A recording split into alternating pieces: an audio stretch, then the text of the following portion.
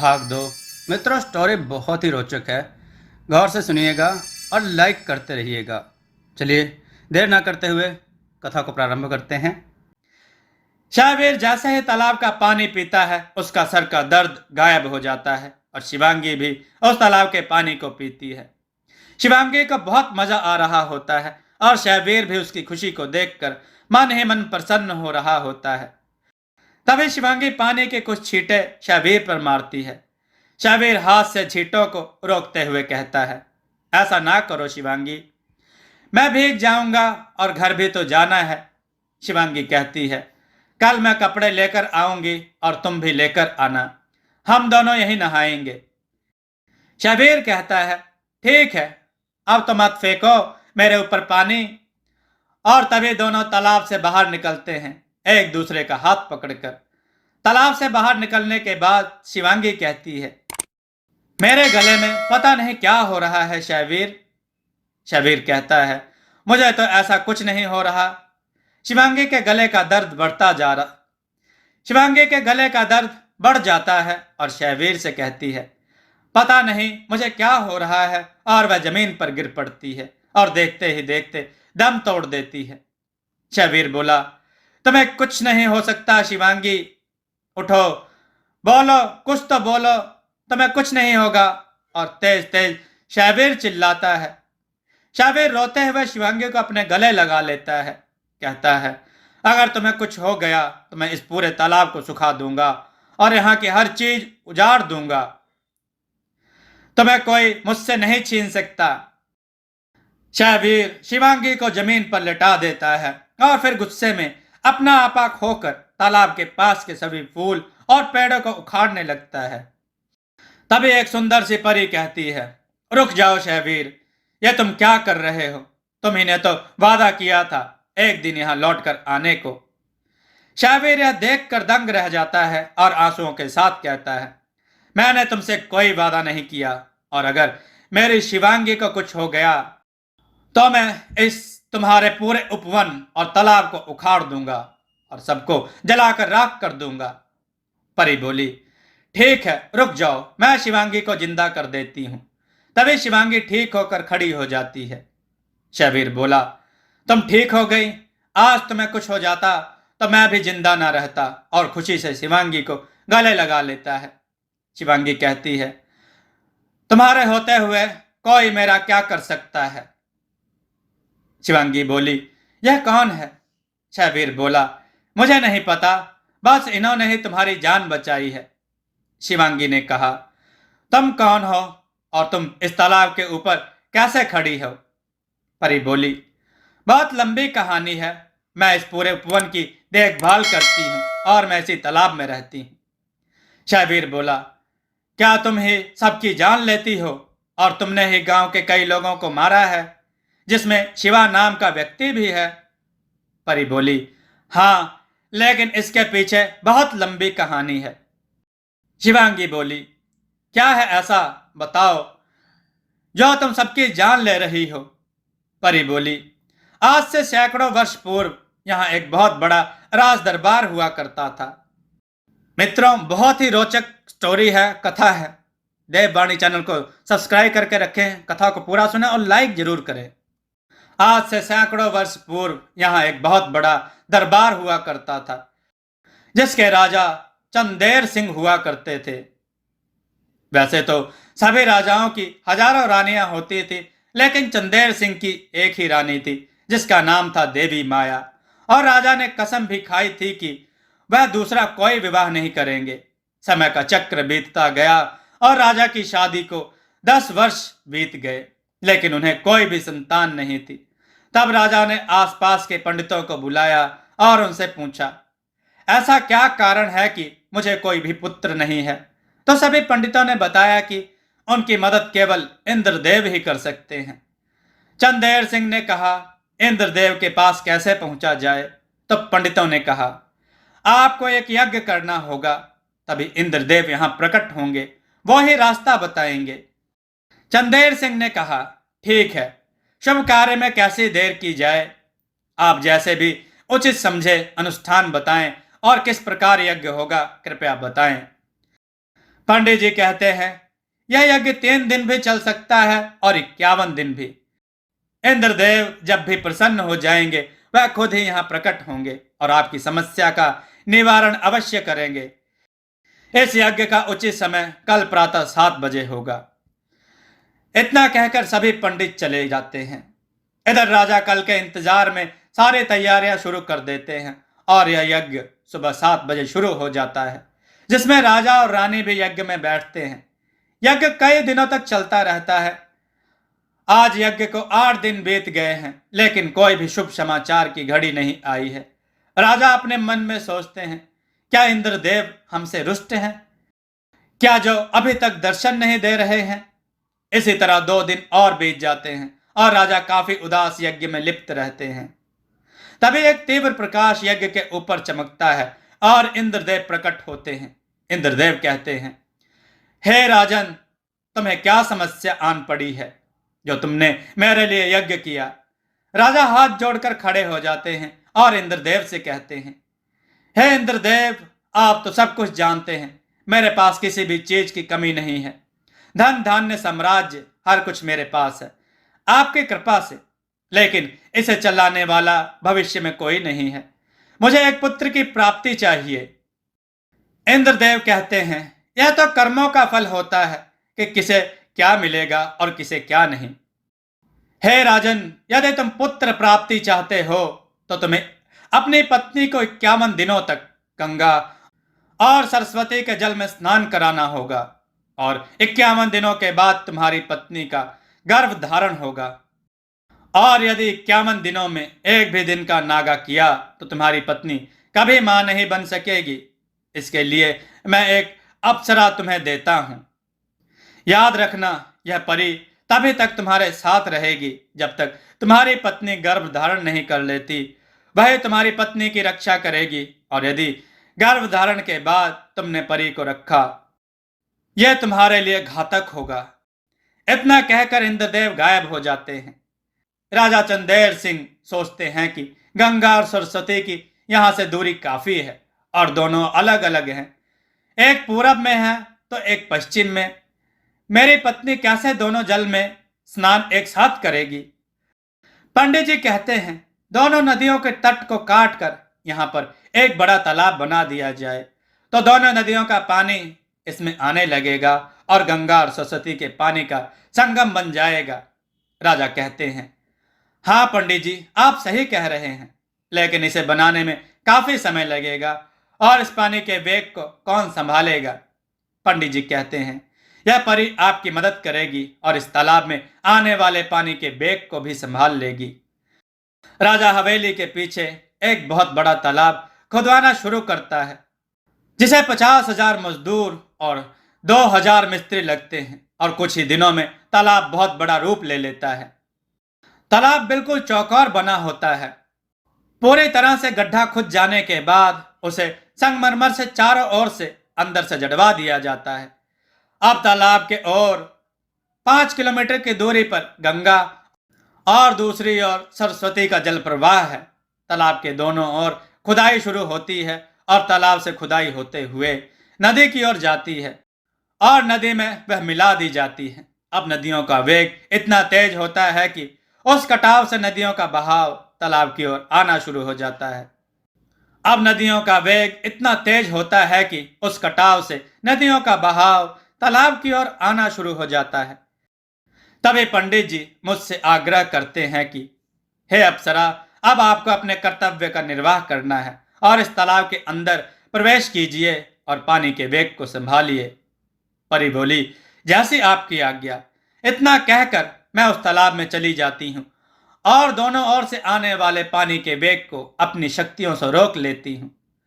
पंडित जी कहते हैं, हे राजन, अब रानी देवी माया इसमें प्रतिदिन स्नान करेंगी और यह परी उनकी रक्षा भी करेगी। परी कहती है, मेरी एक शर्त होगी, अगर इसमें देवी माया के अतिरिक्त कोई और स्नान करेगा तो मैं उसकी कोई रक्षा नहीं करूंगी और उसे मार दूंगी, क्योंकि जिस जल में मैं रहती हूँ उस जल में किसी दूसरे को नहीं आने दूंगी। मुझे केवल रानी की रक्षा करने का ही वचन मिला है। तभी राजा कहते हैं, ठीक है, ऐसा ही होगा। समय का चक्र आगे बढ़ता है और रानी देवी माया प्रतिदिन उसमें स्नान करने आती है और इस तरह स्नान करते हुए 50 दिन बीत चुके हैं। कल 51वां दिन है। आज रात किसी को नींद नहीं आ रही है। राजा चंदेर सिंह अपनी रानी के साथ लेटे हुए हैं। राजा अपनी रानी से कहते हैं, कल 51वां दिन है, केवल एक रात की बात है और इस बार तुम गर्भ धारण कर सकोगी। इस राजमहल को एक नया राजकुमार या राजकुमारी मिल जाएगा जिससे हमारा वंश आगे बढ़ेगा और मैं पिता और तुम मां बन सकोगी। रानी कहती है, हाँ खुशी तो बहुत है, लेकिन खुशी के आने से पहले ज्यादा खुशी नहीं करनी चाहिए। और दोनों लोग शारीरिक भोग में लिप्त होकर सो जाते हैं। 51वें दिन सूरज की किरण आज कुछ अलग सी है। रानी यह बात परी से कहती हुई जल स्नान करने लगती है। जल स्नान करके रानी जब बाहर निकलती है तभी परी कहती है, मैं आपके पेट में देख पा रही हूं कि आप गर्भ को धारण कर चुकी हैं और सूर्य की रोशनी के समान एक तीव्र प्रकाश आपके गर्भ में पल रहा है। रानी यह बात सुनकर बहुत प्रसन्न होती है। तभी रानी कहती है, बताओ तुम्हें क्या चाहिए। आज तुम जो कुछ मांगोगी मैं अपनी जान देकर भी दूंगी। मैं बहुत प्रसन्न हूं। तभी परी कहती है, क्या आप अपनी संतान को मुझे खिलाने का सौभाग्य देंगी। रानी कहती है, इसमें कोई पूछने या मांगने वाली बात है। जितना मैं इस पुत्र की मां का हक रखती हूं उतना तुम भी हक रखती हो। परी कहती है, इंद्रदेव ने कहा था कि जब आप गर्भ धारण कर लें तो मुझे उनके पास भेज दिया जाए, नहीं तो वो आप सबके लिए घातक होगा।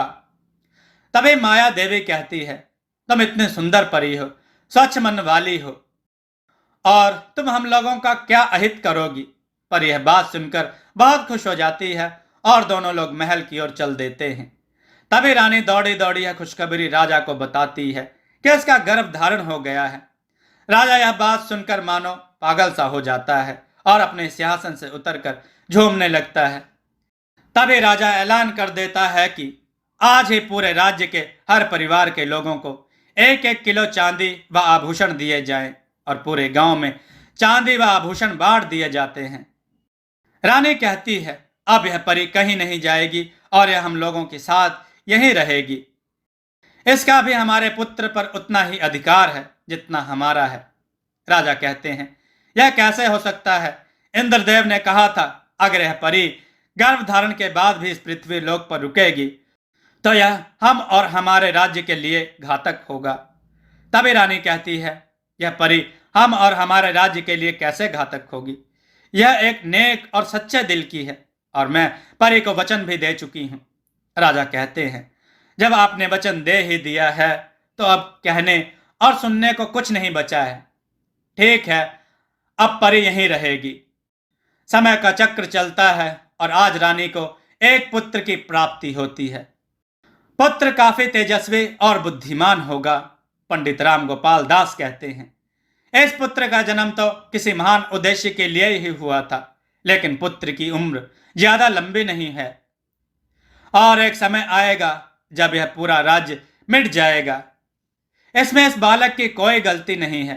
तभी राजा और रानी रोने लगते हैं और कहते हैं, इतनी मान और कठिनाई के बाद हमें पुत्र की प्राप्ति हुई है। ऐसा ना बताएं पंडित जी, हम लोग तो जिंदा ही मर जाएंगे। तभी परी पंडित जी से कहती है, पंडित जी आप जो कुछ भी कहें, लेकिन इस पुत्र को कुछ भी नहीं हो सकता। पंडित जी कहते हैं, काश ऐसा ही हो, और भोजन ग्रहण करके सभी पंडित चले जाते हैं। धीरे धीरे राजकुमार बड़ा होने लगा है।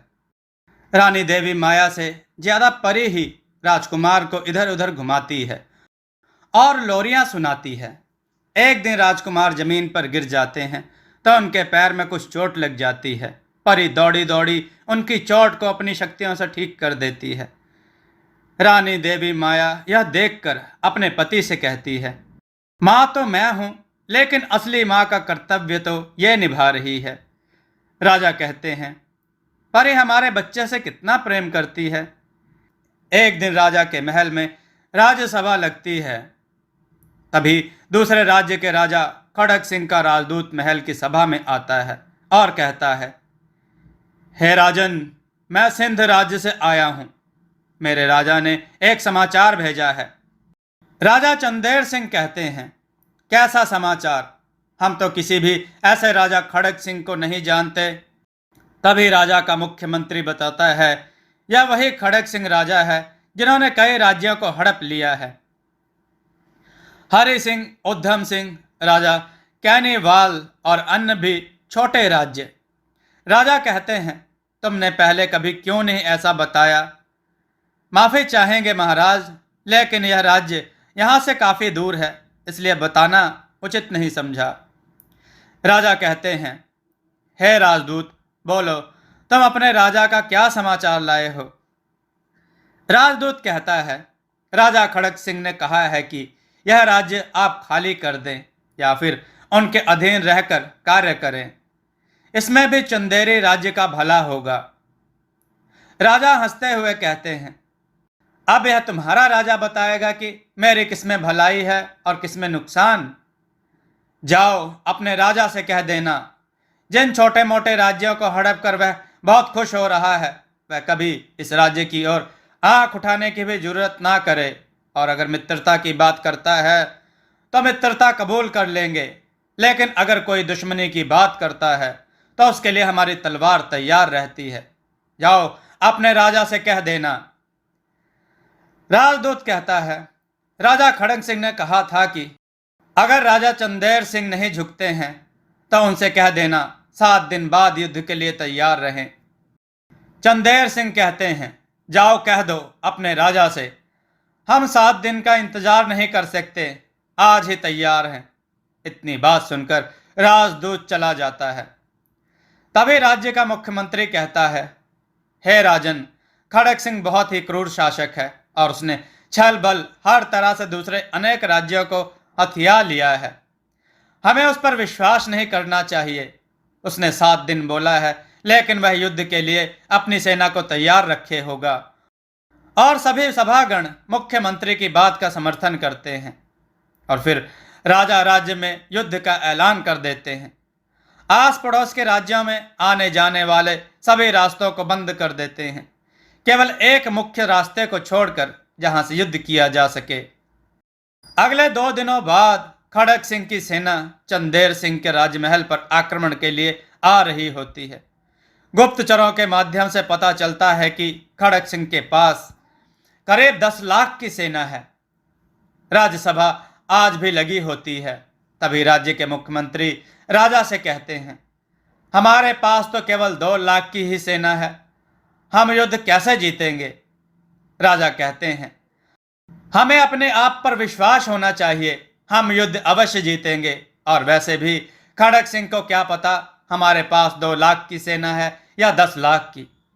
इसलिए कायर पुरुष की भांति विलाप मत करो, बल्कि वीर पुरुष की भांति जयकारा लगाओ, सत्य हमारे साथ है। तभी मुख्यमंत्री कहते हैं, हे राजा, आप मुझे कायर मत कहें, आप तो जानते हैं बाजी के युद्ध में मैंने अकेले 10 वीर योद्धाओं को हराया था। राजा कहते हैं, तो फिर सोचिए हम कैसे खड़ग सिंह से हार सकते हैं। जाइए और सेना को तैयार करिए, आज युद्ध का पहला दिन आ ही जाता है। दोनों राजा आमने सामने और तभी युद्ध के भी शंखनाद होता है और युद्ध काफी भीषण चलता है। और आज राजा चंदेर सिंह की 50,000 सेना वीरगति को प्राप्त होती है और खड़ग सिंह की 2 लाख सेना मारी जाती है। राजा चंदेर सिंह इतनी लाशें देखकर काफी दुखी हो जाते हैं। परी राजा को इस हालत में देखकर बहुत व्याकुल हो जाती है और परी को कहीं ना कहीं राजा चंदेर सिंह से प्रेम हो जाता है। परी राजा के पास जाती है और कहती है, हे राजा, आप व्याकुल ना हो, अगर आप चाहें तो मैं इस युद्ध में खड़ग सिंह को मार दूंगी। राजा चंदेर सिंह कहते हैं, नहीं परी, तुम खड़ग सिंह को नहीं मारोगी, उस दुष्ट खड़ग सिंह को मेरे हाथों ही मरना होगा। मुझे दुख बस इस बात का है कि इतनी सेनाएं वीर गति को प्राप्त हो गई उस दुष्ट राजा के कारण। परी कहती है कि युद्ध में सैनिक मरते ही हैं। हे राजा, यदि आप आज्ञा दें तो मैं आपके हर तीर पर विराजमान होकर दुष्ट खड़ग सिंह के सामने आने वाले सैनिकों को मार दूंगी और आप खड़क सिंह तक पहुंच जाओगे और फिर आप उसका अंत कर देना, अन्यथा अन्य लाखों वीरों को मरना होगा। परी के काफी समझाने पर राजा मान जाते हैं और अगले दिन युद्ध में जब राजा एक तीर छोड़ते हैं तो खड़क सिंह की रक्षा में खड़े सैनिक एक तीर से मारे जाते हैं और पल भर में राजा चंदेर सिंह खड़क सिंह के सामने पहुंच जाते हैं। अब दोनों राजाओं में युद्ध शुरू हो जाता है। कभी लगता है खड़क सिंह जीत जाएगा तो कभी लगता है राजा चंदेर सिंह, और काफी देर युद्ध चलने के बाद राजा चंदेर सिंह खड़क सिंह के सर पर तलवार मारते हैं और खड़क सिंह का शरीर बीच में से दो टुकड़ों में बढ़ जाता है और उनकी सेना को बंदी ना बनाकर बल्कि छोड़ देते हैं। इधर राजा चंदेर सिंह काफी घायल हो जाते हैं। परी उनको लेकर राजमहल पहुंचती है और उनका उपचार करती है। रानी देवी माया भी आ जाती है। आप परेशान ना हो रानी, राजा अब ठीक है। और राजा चंदेर सिंह से परी का प्रेम बढ़ने लगता है। राजा के कुछ ही दिनों में ठीक होने के बाद परी उनके कक्ष में आ जाती है। राजा कहते हैं, यह बताओ तुम्हें क्या चाहिए? तुमने तो युद्ध में हमारी रक्षा करी है और हमारे राजमहल को भी तुमने ही बचाया है। परी कहती है, मैं जो मांगूंगी क्या आप मुझे दोगे? राजा कहते हैं, मैं क्षत्रिय वीर हूं, मैं अपनी जान देकर भी तुम्हारी कामना पूर्ण करूंगा। परी कहती है, हे राजा, मुझे कुछ नहीं, केवल आप चाहिए। क्या आप मुझे एक पत्नी का सुख देंगे? राजा कहते हैं, हे परी, यह तुम क्या मांग रही हो? तुम्हें तो पता है मैंने तो कसम खाई है कि मैं रानी देवी माया के अतिरिक्त किसी और स्त्री को उस नजर से देख भी नहीं सकता। तुम कुछ और मांग लो। परी कहती है, मैंने पहले ही आपसे कहा था मुझे और कुछ नहीं चाहिए। राजा कहते हैं, ठीक है, मैं अगला जन्म लूंगा और मैं तुम्हें अपनी पत्नी का स्थान दूंगा। परी कहती है, हे राजा, मुझे आपसे प्यार हो गया है, इसलिए मैं आपका अगले जन्म का इंतजार करूंगी। इसी घटना के 2 दिन बाद एक साधु हवेली की ओर आता है और राजमहल के सैनिकों को कहता है, मैं बहुत थक गया हूं। यहाँ कोई तालाब या झील है जहां मैं जाकर स्नान करके आराम कर सकूं? 2 सैनिकों में से एक बोल पड़ता है, हाँ, राजमहल के पीछे तालाब है। तभी दूसरा सैनिक इशारे से मना करने लगता है। इतना सुनकर साधु राजमहल के पीछे तालाब की ओर चले जाते हैं और तालाब पर पहुंचकर मन में सोचते हैं, यह तो बड़ा विचित्र तालाब है, और साधु तालाब में स्नान करने लगते हैं। तभी परी राजमहल से तालाब की ओर आती है और साधु को स्नान करता देख क्रोधित हो जाती है। परी सोचती है, मैं इस व्यक्ति को जरूर मजा चखाऊंगी जिसने मेरी आज्ञा के बिना मेरे तालाब में स्नान करने की हिम्मत की है। और परी तालाब के अंदर जाती है और साधु स्नान करके जैसे बाहर निकलने लगता है, वह परी साधु की धोती पकड़कर खींचने लगती है।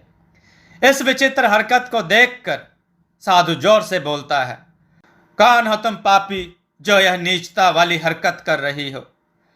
तभी वह सामने आती है और साधु को देखकर मोहित हो जाती है और कहती है, मैं परी हूं और यह तालाब मेरा है। आपने मेरी आज्ञा के बिना इस तालाब में स्नान किया है। साधु कहता है, इस धरती पर पानी, हवा, इस पर कोई अपना अधिकार स्थापित नहीं कर सकता। परी कहती है, मैं इस तालाब की रक्षा करती हूँ और स्वयं इंद्रदेव ने मुझे इस तालाब की रक्षा करने की आज्ञा दी है। परी उस सुंदर साधु को देखकर कहती है, मैं आपको तभी माफ कर सकती हूँ जब आप मुझे अपनी पत्नी बना ले। तभी साधु क्रोधित होकर परी से कहता है, और तेरा मेरे लिए ऐसा सोचना भी पाप है। परी कहती है, एक से एक वैरागी साधु मैंने देखे, लेकिन वह मेरे आगे नतमस्तक हो गए।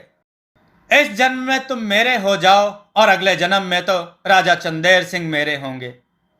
इतना सब सुनकर क्रोधित साधु जल को हाथ में लेकर परी को श्राप देते हुए कहते हैं, हे निर्लज्ज, तेरी कोई गलती नहीं है, तू परी है, तेरा ना कोई पति होता है और ना ही कोई पुत्र, इसलिए मैं तुझे माफ भी कर दूं, लेकिन तूने मेरा बार बार अपमान किया है। मैं तुझे श्राप देता हूं कि अब तू इस तालाब से तभी निकल सकेगी जब तेरी संभोग की लालसा पूरी होगी। अब तुझे यह लालसा इस तालाब से कभी मुक्ति नहीं दे अब तुझे यह लालसा इस तालाब से कभी मुक्ति नहीं लेने देगी। परी के काफी विनती और माफी मांगने पर साधु कहता है, मैं अपना श्राप वापस तो नहीं ले सकता, लेकिन जब तू किसी अन्य से विवाह कर लोगी तब तुझे इस तालाब से मुक्ति मिल जाएगी। तभी राजा चंदेर सिंह चिल्लाने की आवाज सुनते हुए तालाब की ओर आते हैं। मित्रों, कहानी के साथ बने रहें। देववाणी चैनल को सब्सक्राइब करके रखें, कथा को लाइक जरूर करें, इससे हमारा हौसला बढ़ता है। और ये कथा का अगला भाग आप सुनना चाहते हैं तो कमेंट में अवश्य लिखें।